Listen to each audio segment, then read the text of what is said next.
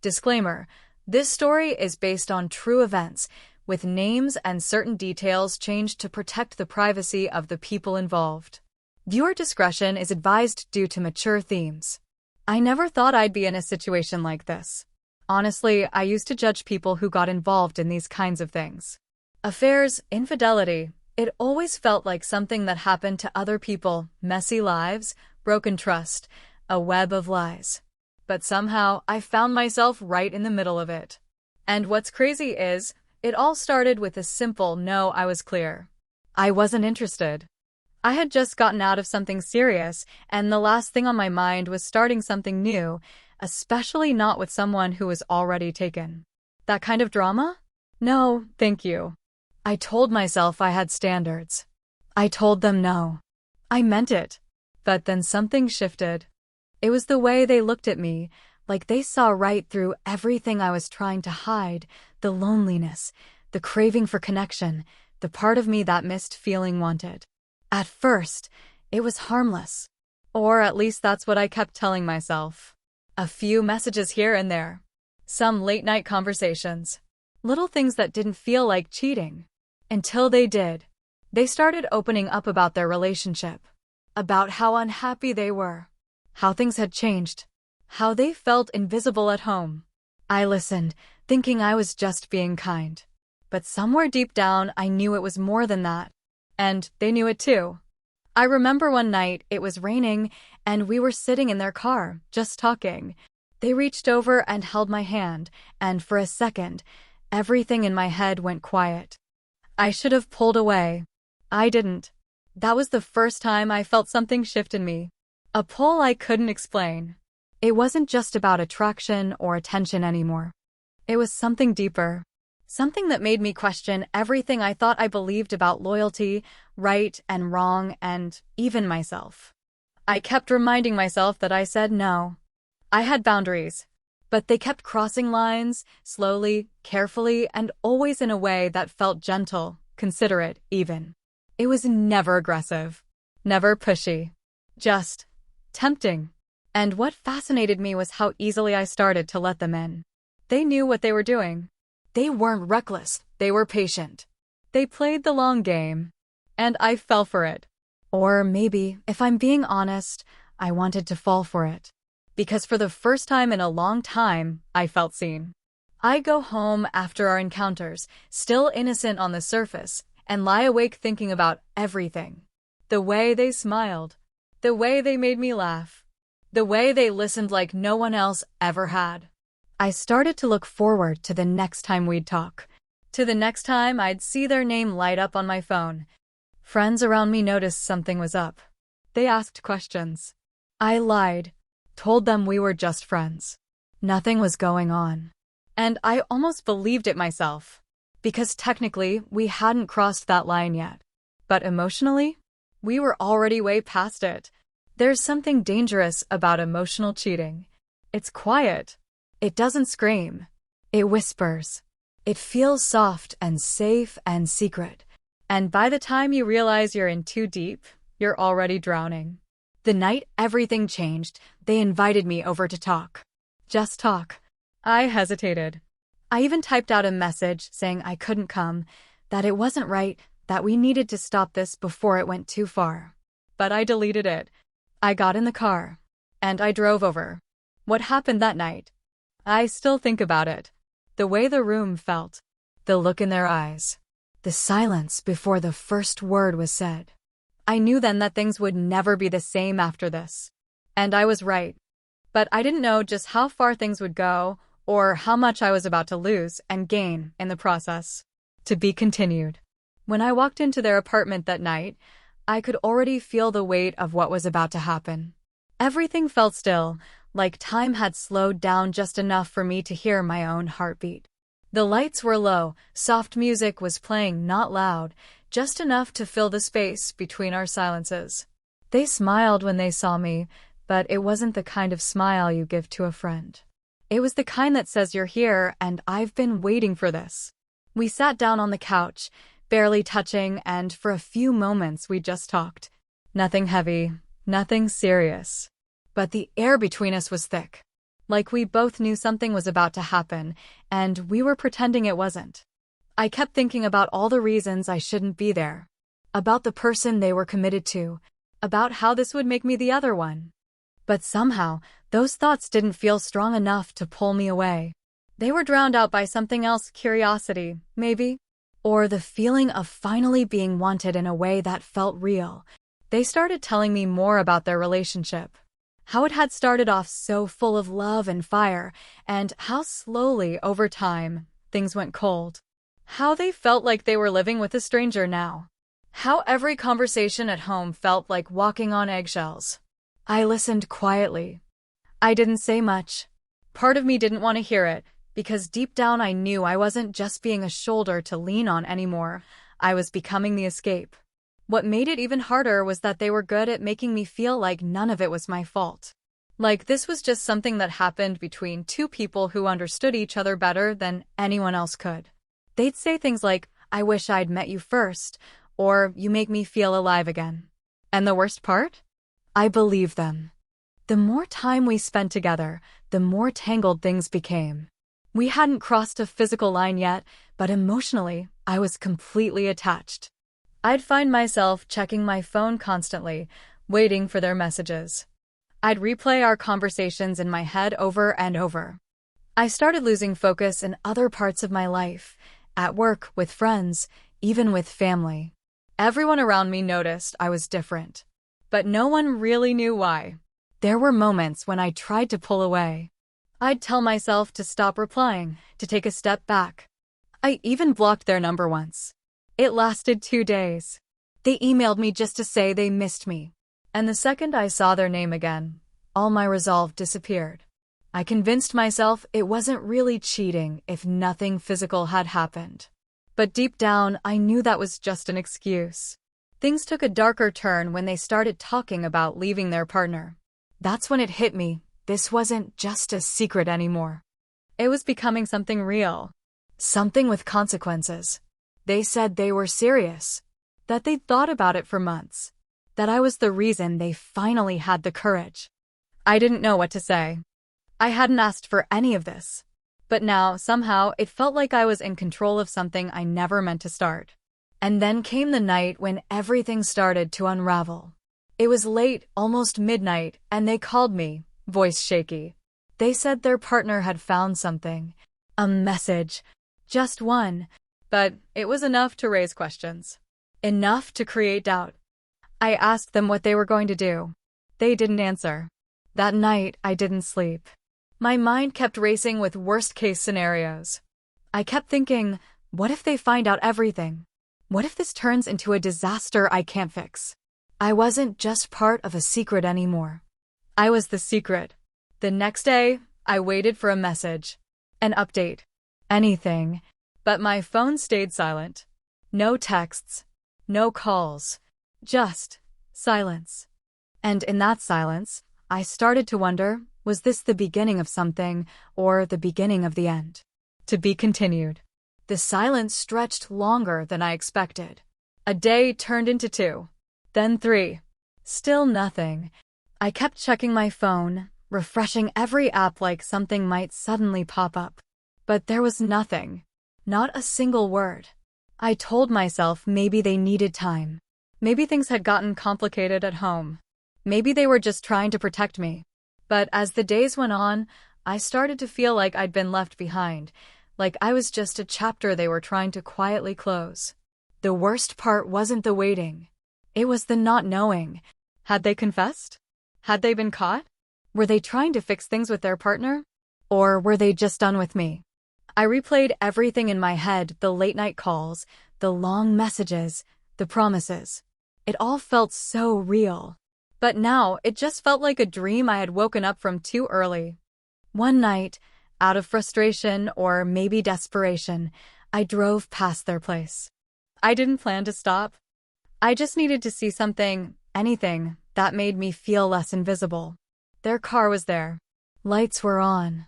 I sat in my car across the street, engine off, just staring. At one point, I saw someone walk past the window. I couldn't tell who. I didn't stay long. I drove home feeling sick. I hated how obsessed I had become with someone who, just a few weeks ago, wasn't even in my life like that. Around that time, a mutual friend, someone who didn't know everything but had picked up on the tension, messaged me. They mentioned that something had gone down between the couple. A fight. Something big. They didn't have all the details, but they said it looked serious. And just like that, the guilt came crashing in again. I wasn't the cause, but I wasn't innocent either. I had stepped into a space that wasn't mine, and now things were falling apart. But then, just when I had almost given up, I got a message. Short. From them. Just 2 words, "We need to talk." We met the next evening at a quiet place, away from everything. They looked tired. Not just physically, but emotionally drained. I didn't know whether to hug them or keep my distance. We sat down, and for a while, they didn't say anything. Then they told me their partner had found more messages, call logs. Apparently, they'd been suspicious for a while, and now everything had come to the surface. They didn't mention my name, but the pieces were all there. I asked what they were going to do. They hesitated. Said they didn't know. That everything was a mess. That they didn't want to lose me, but also didn't know if walking away from their relationship was the right thing. I should have been angry. But all I felt was this deep, aching confusion. In the days that followed, the situation only got worse. They became distant again. Hot and cold. One moment telling me they loved me, the next going silent. I felt like I was being dragged into something I couldn't control. I didn't know what role I was playing anymore. A secret, a backup plan, a mistake? And still, through all the chaos, part of me couldn't let go. To be continued. Days turned into weeks, and everything stayed messy. The secret texts turned into guarded conversations. The moments we used to share so freely now felt like they were borrowed, rushed, quiet, careful. Every time they messaged me, it came with a warning. Can't talk long. I'll call you later. Things are complicated at home. It was like being pulled into a storm I didn't start, but couldn't walk away from either. I was stuck in this in-between space, not with them, but not without them. And every time I thought I could move on, they'd show up again, just enough to pull me back. It was emotional chaos. I started lying more, to my friends, to myself. Saying I was fine. Saying I was over it. But the truth was, I was drowning in it. The guilt. The confusion. The constant need for answers I never got. Then one night, everything hit a boiling point. I was at home when I got a message from them. It was longer than usual. They said their partner had finally confronted them with everything. Not just suspicions, evidence. Screenshots, call records, even a friend who had seen us once, together, and said something. There was no more hiding. Everything was out. The fallout had begun. And in the middle of it, they still said the same thing, "I need to see you." I didn't know what to say. I should have said no. But I didn't. We met at this quiet overlook just outside the city. It was the only place we knew where we wouldn't be seen. I remember stepping out of the car and seeing them standing there, looking completely shattered. Their hands were shaking. Their eyes were red. But the first thing they said was, "I think I've ruined everything." That night was full of raw honesty. Things they'd never said before. Things I never wanted to hear but couldn't ignore. They told me how the fight at home had turned ugly. How their partner had given them an ultimatum. How they were expected to make a choice now. And yet, even as they told me all of this, they still couldn't give me one clear answer. They asked me if I thought we were worth it. If everything that had happened meant something real. I opened my mouth to respond, but I froze. Because in that moment, I wasn't sure anymore. All I knew was that everything was about to change. For them. For me. For everyone. And just as I was about to speak, their phone rang. To be continued. They looked at the screen, and I saw their whole expression shift. Whatever softness had been in their face a moment ago vanished. They didn't answer the call, just stared at the name glowing on the screen, like it was something burning through their hand. I didn't need to ask who it was. I already knew. They silenced it and slipped the phone into their pocket, but I could tell something had changed. Their body was tense, their eyes distant. "I shouldn't have come here," they said, almost in a whisper. Before I could respond, the phone buzzed again, another call. Then a text. Then another. Something felt wrong. Finally, they pulled the phone out and handed it to me. "Read it," they said quietly. I looked down and saw a string of messages from their partner. But it wasn't just anger or accusations, it was something else. They knew about me. Not just that something had happened, they knew who I was. My name, where I worked. Things they couldn't have guessed on their own. I felt my stomach twist. I looked up, and they said the words I never expected. They followed me. "I think they're watching us right now." My heart started pounding. I turned around slowly, scanning the shadows, the parked cars down the road. Nothing looked unusual, but the paranoia set in fast. What had started as a hidden emotional affair had now turned into something real and dangerous. This wasn't just about broken trust anymore. This was about exposure. They told me if I saw you again, they'd show everything to your boss. Your family. Everyone, they said, barely able to look me in the eye. And just like that, the risk wasn't just emotional anymore. My entire life, job, reputation, relationships, was now hanging by a thread. To be continued. I stood there frozen, the phone still in my hand, their words echoing in my head. Everything we had tried to keep buried was out now, exposed like a wound. I didn't know what to say, what to feel. Part of me wanted to run, disappear, undo all of it. But another part, the quieter one, was tired of hiding. I looked at them and asked, "So what now?" They didn't answer right away. Then finally, with a shaky voice, they said, I told them the truth. About us. About how I felt. I told them I'm not going back. For a second, it felt like the air had cleared. Like maybe we'd crossed the storm and made it to the other side. It wasn't how I imagined things would happen. Messy, painful, dramatic, but it was real. We stood in silence, watching the city lights in the distance, both of us knowing there was no going back. But just as I started to feel a strange sense of peace, they pulled something from their jacket. A folded letter. They handed it to me without a word. It wasn't from them. It was from their partner. Written by hand. No threats. No begging. Just raw honesty. A letter meant for me. It said they knew. That they had known for longer than we thought. That they weren't angry anymore, just done.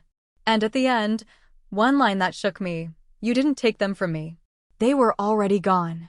I just needed to let go. That was the moment everything shifted. Because the real twist wasn't that we got caught. It was realizing that the love we risked everything for might not survive the truth. The end. I stood there holding that letter, rereading the last line over and over. It was strange. I expected anger, maybe even revenge. But instead, there was only closure. A quiet kind of ending I never saw coming. I looked at them, and they looked back at me with something that wasn't relief, and wasn't regret, just stillness. Like all the chaos had finally settled, and now we had to face what was left. In the weeks that followed, we tried to make it work. For a while, it even felt like we could.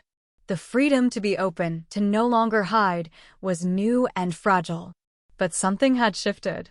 Without the secrecy, without the adrenaline of stolen moments, the connection felt different.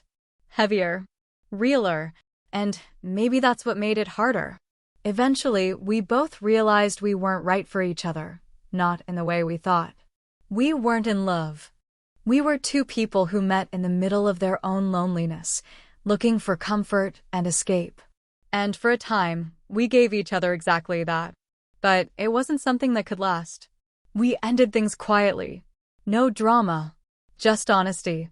And for the first time, it felt like the right kind of ending. Looking back, I don't regret what happened. But I carry it with me. The lessons, the pain, the parts of myself I uncovered through it all. Infidelity isn't always loud or cruel. Sometimes it's just a sign of someone who needed to feel seen. And now, I finally do. E2.